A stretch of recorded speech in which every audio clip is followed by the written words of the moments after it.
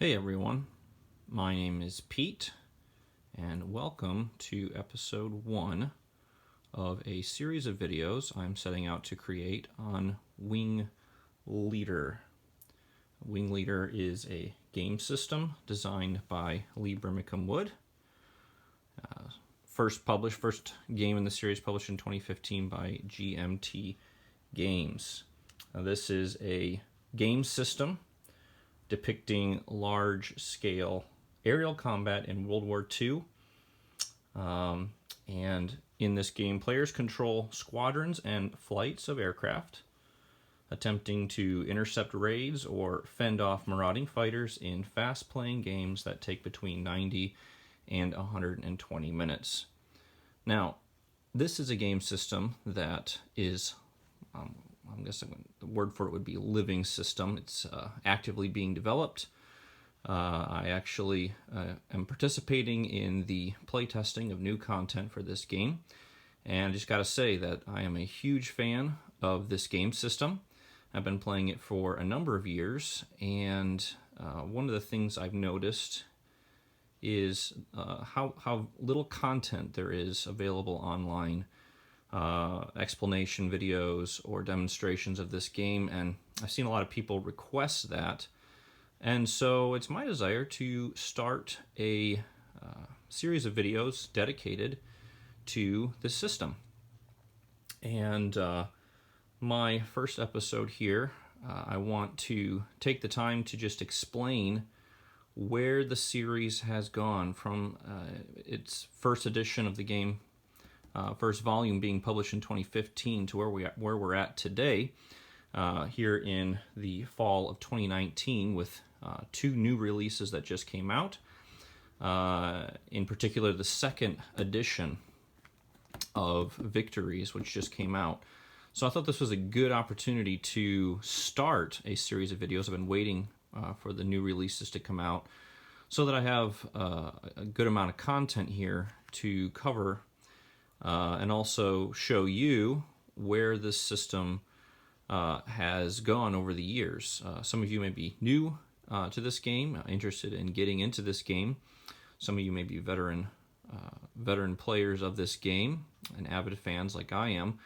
But for those who are in particular are new and interested in getting to this game, I just want to explain what it's all about in this first video, just looking at where we've come, where Lee has taken this game over the years. So, without further ado, let me dive right into the first volume of this game. Wing Leader Victories, 1940-1942. Again, was published in 2015. And it was a new concept, a new system. Most air combat games out there that I've ever seen deal with this concept of a top-down view of air combat. And Wing Leader introduced this new and unique system of kind of looking at aerial combat in World War II from a vertical perspective. So this is the map of the game that comes with Victories. And as you can see, we're looking at a sideways view of a slice of airspace. We're looking at bands of altitude. Down here you can see this green horizon. This is your ground level. So the game is played in these squares that range from an altitude of 0 all the way up to 19. And you're looking at units of aircraft from a side profile, which is a very unique, but what I think a very helpful and fascinating way to view aerial warfare. And I think it's very helpful to learn and help understand what World War II aerial combat focused on, what things were the focus of World War II aerial combat. So I'm just going to show you the content that came in this box just briefly. So you've already seen the map out here. It's kind of plain. You're just looking at sky. But let me just lift the box here, and we'll start looking at the content. And just a heads up, this is literally my first YouTube video I have ever created. I'm really probably my first video ever created, even for any use. So forgive me for being maybe a little sloppy. I don't know what I'm doing, so if you have any advice or comments, I appreciate any comments you could give in assisting future episodes, future content. Okay, so in the box here, we've got, to start off, what are called ADCs, aircraft data cards, and these are what I believe the most beautiful aspect of this game. Graphics-wise, Lee Brimacombe Wood, he did all of the artwork for these aircraft, and so these are the aircraft data cards, and they give you the stats and abilities for the aircraft in this game. And I'll set my camera down here, and we'll kind of unwrap and kind of look through. Victories. The first volume of this game includes 40 of these ADCs, representing the major nations of World War II. This first volume covering the years 1940, 1942, so we're looking at early aircraft in World War II. So here's the German aircraft. You've got 3 variants of the Bf-109, the E4, the F2, and the F4. And we're going to talk more about what all these things are and what they represent, hopefully in the next episode, where I look more at the concepts of this game. But just looking at the components mainly in this first video. So here we've got the Focke-Wulf 190, one type, basic type of fighter there. Bf-110, the famous Stuka dive bomber, Ju-87, Dornier 17, He-111, Ju-88, Dornier 217. These are the aircraft that come for the German side. For Japan, we've got the Ki-43, the Oscar, the Zero, D3A1 Val dive bomber, the Kate torpedo bomber, and the Sally medium bomber, and the Betty medium bomber. So there's our Japanese aircraft. The Italians, which I'm really glad to see, a game that gives you good content for Italians, which don't get a lot of focus or love in many air combat games. We've got the CR-42 Falco biplane fighter, G-50, MC-200, and MC-202, 4 fighters of the Italian Air Force, and then the SM-79 Sparviero medium bomber. And this is what we have for the Axis forces in the game.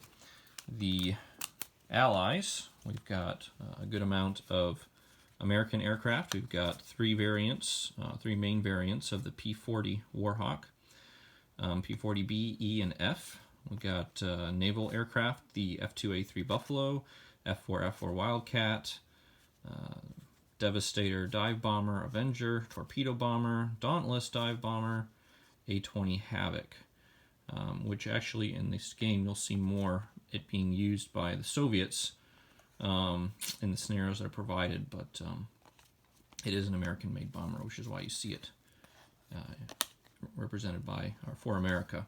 So there's our representatives for the United States Air Force. The British, you got the Gladiator biplane fighter, the Hawker Hurricane Mark I, Mark II, C, those are 2 Hurricane variants. Spitfire Mark I, 5, our 2 Spitfire variants, main variants for this volume. And then the Battle Mark I, saw a lot of service in France in the early war. And the Blenheim Mark IV. So there's our British aircraft. And then the Soviets, they get a few aircraft, but don't worry if you're a big Soviet aircraft fan for World War II. The future content for the game, or the added content that came later, adds a lot more Soviet aircraft. But you get the Lag-3 Yak-1 and IL-2 Sturmovik. So there you have it. There's the aircraft data cards. In the game, we have a good amount of counters. I don't do a lot with organizing mine. I I put them in these GMT trays, and this works for me. Some of you probably have some more detailed organization of your counters into specific types, but I just mainly organize mine by nationality and type. And so again, we'll spend more time looking at these, but quite a few small counters, and these are a thing of beauty as well. Lee just went overboard designing not just all these small, very small aircraft models, but individual paint schemes for each one. So these things are just beautiful and a lot of fun to look at. So here's all my Italians organized in this tray, and I've just got the nations out here. So you're able to fit all the content for the game really in 2 GMT trays. These are your flight and squadrons, and your clouds, your environment, and then over here we've got targets, ground targets for the game. And then in a second GMT tray, I have all the specific counters for map, and all the things that go on the wing displays. So those all fit neatly in one tray as well. So 2 trays of counters, and then also in the box you get the rules version 1, and I want to take some time, hopefully still in this video, to explain what major changes have happened over the years with the new content that has come out and the rule changes. Again, this is a living system, so it's important to notice that the rules, though they are updated in future game content, the newer editions of the rules that came out with the newer content are backwards compatible. This rule version 1 is to be replaced by the newer editions of the rules, and it works very well. But this is version 1, and a lot of things have changed since version 1, and they deserve some time to focus on what has changed. But there's the rule book. You also get a scenario book. For victories, you get 23 scenarios ranging from all the major theaters of the war. Again, this game is a scenario-based game, so you're playing individual scenarios, and we'll explain this more in future videos.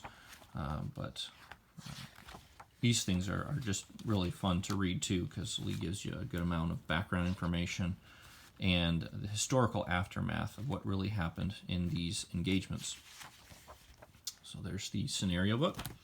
And then also in the game you are given 2 of these play aids that cover air combat. Again, this is a 2-player game, so they give you 2 play aids, 1 for each player. And on the back side of this, you've got your losses, cohesion, escort, reaction roll, tally roll, helpful charts, 2 copies, 1 for each player. And then there is 1 copy of another play aid, which is more for the Raider player, because they've got things to deal with like bombing, flak attacks, and a basic sequence of play, and players will share this as needed. You're also given 2 wing displays. This is where your squadrons and your flights in the game, their statuses are tracked. We'll look more about these and how they're used in future videos. And that's pretty much it. Let's get 2d6 in the game.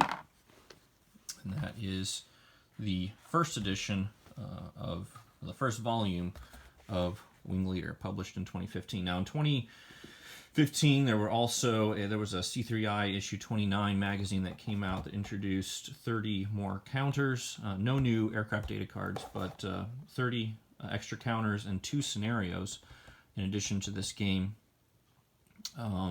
which also came out in the same year this released. So let me go ahead and pause the video here, and I'll kind of prep for looking at the second volume.